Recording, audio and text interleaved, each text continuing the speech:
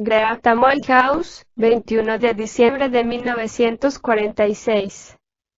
Sobre el hallar soluciones.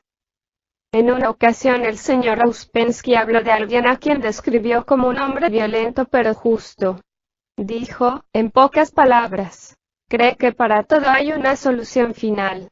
Esto lo hace violento. No se da cuenta que todo gira y se transforma, que el hombre no puede hacer y que no hay soluciones últimas. Si las hubiera, la vida dejaría de ser vida. Sería la muerte.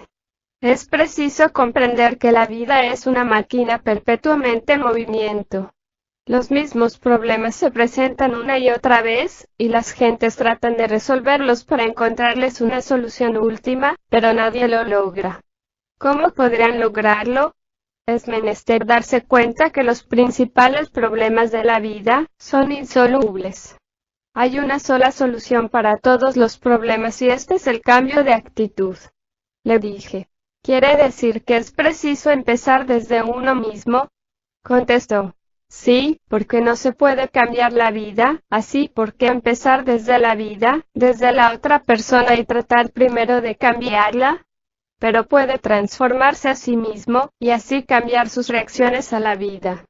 El cambio de actitud transforma la manera en que la vida lo toca. Las actitudes nos ponen en conexión con las cosas exteriores y hace que sean importantes o no, según la clase de actitudes que nos han enseñado. Así nos atamos a cosas carentes de importancia y las consideramos como si fueran importantes, como si fueran toda nuestra vida, y descuidamos las cosas que son verdaderamente importantes. A este respecto, el señor Ouspensky hizo hincapié, desde luego, en lo que significa el trabajo para una persona que ha empezado a entender sus instrucciones e importancia. Es preciso empezar con uno mismo. Es ese uno mismo lo que ha de ser transformado. El trabajo no trata de las cosas exteriores sino de las interiores, las cosas en uno mismo, y por lo tanto comienza con la observación de sí.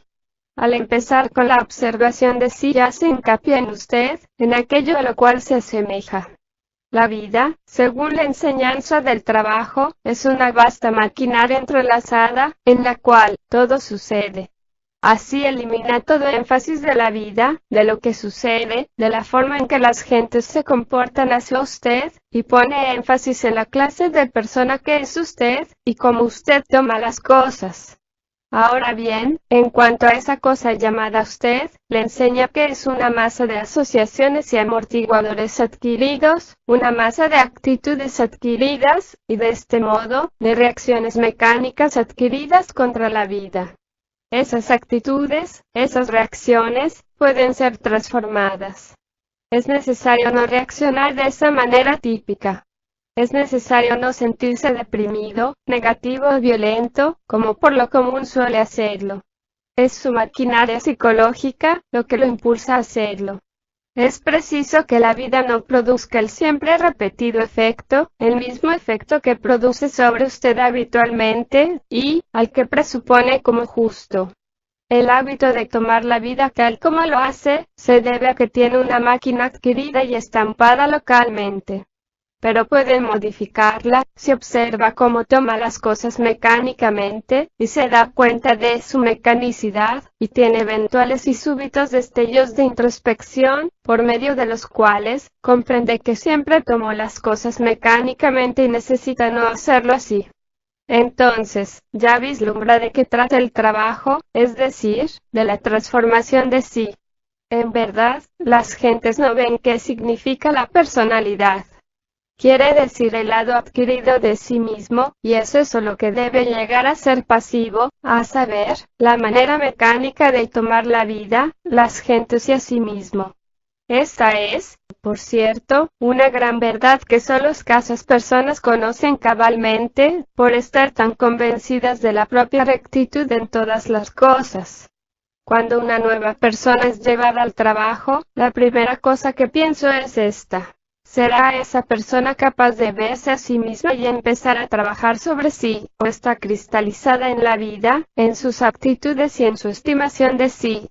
Se repara en su manera de hablar, se le alienta a que charle tal como lo hace habitualmente, y luego se discierne si no será capaz de separarse de lo que la vida ha hecho de ella, o si podrá lograrlo hasta cierto punto, o aún más, si podrá progresar y transformar eventualmente su ser. Ahora bien, si un hombre no puede verse a sí mismo, si está tan pegado a sí mismo que no puede observar a qué está pegado, entonces no puede hacer este trabajo internamente, aunque lo haga externamente, siendo esto suficiente si su ser está en el nivel del buen amo de casa, lo que le permite trabajar externamente, esto es, servir al trabajo y su disciplina exterior. Y una persona que lo hace fielmente, puede recibir de una manera gradual, por el poder del trabajo, en una medida que no lo hiera, el discernimiento que le permita descubrir lo que creía ser antes. Digo, de una manera gradual, porque un hombre carente de vida interior, si de repente se viera separado de todo lo que valora y de lo cual se enorgullece, quedaría completamente destrozado. Por tener sus cimientos en la vida, y al no tener otra cosa, se desmoronará ante la visión de un nivel superior de sí y de otro orden de cosas. Retornemos ahora a la cuestión del hallazgo de soluciones. El trabajo enseña que la solución de las cosas reside, últimamente, solo en uno mismo, en cómo se toman las cosas. Ocupémonos de la cuestión de gustar y no gustar, que muchos aún no hayan entendido. Primero se nos dice, en la segunda línea de trabajo, esto es, la que se refiere a nuestras relaciones con los demás, que es preciso empezar con uno mismo y detener la antipatía. Como se señaló, esto puede hacerse. ¿Cómo? Advirtiendo en qué lugar de los centros cae la impresión de una persona a quien se le tiene mecánicamente antipatía, y no identificándose con dicha impresión. Sí, el estímulo entra y produce su reacción típica. Pero si tiene algún conocimiento sobre la observación de sí, ya dispone de un espacio de tiempo, una pausa, antes que la impresión penetre profundamente en los centros y produzca su pleno efecto mecánico. La observación de sí abre un pequeño ámbito, un pequeño espacio y tiempo entre la impresión entrante y su alojamiento en el lugar que la recibe habitualmente y reacciona contra ella. La observación de sí empieza a formar la vida interior en un hombre. Con el tiempo, experimenta un crecimiento de conciencia de esta manera, a saber, la conciencia interviene entre la impresión y la reacción. El hombre mismo se interpone entre la vida exterior que está entrando en la forma de impresiones, y su maquinaria psicológica que recibe los yoes y los rollos de los centros. El hombre interviene. Él, entonces, empieza a tomar la vida, esto es, las impresiones, conscientemente, de tal modo, que puede detener la antipatía. Y así, muchas veces, la solución reside exactamente en esto, en detener la antipatía mecánica. El próximo punto estriba en que, cuando se produce en una persona esa pausa, esa conciencia momentánea en un nuevo lugar, entonces llega a gustar de lo que la disgustaba. Como se dijo, si puede detener la antipatía mecánica, la fuente común de pérdida de fuerza y negatividad, apoderándose de la impresión de la persona que le disgusta, antes que pueda comprometer, plenamente, la máquina a la que considera a sí mismo, luego, ese trabajo sobre sí, le permitirá hacer sonar la próxima nota de esta octava, a saber, gustar de lo que antes tan fácilmente, tan continuamente, tan libremente, tan automáticamente le era desagradable. Es preciso que se produzca un cambio en lo que se es. Y si prosigue teniendo antipatías mecánicas, el cambio no se puede producir. Todas las reacciones mecánicas contra la vida, contra los otros, lo mantienen exactamente donde estaba. Recuerde, el trabajo sobre sí debe estar acompañado por el trabajo en relación con los otros.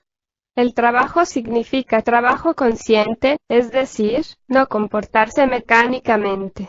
Y aquí me permitiré decir que los hombres más desengañados son aquellos que siempre dicen, a la manera de un papagayo, que siempre tuvieron consideración para con los otros y los ponen en primer lugar, como si se pudiera hacer tal cosa mecánicamente, por hábito, cosa que requiere constantemente el más elevado esfuerzo consciente, sí, renovado todos los días.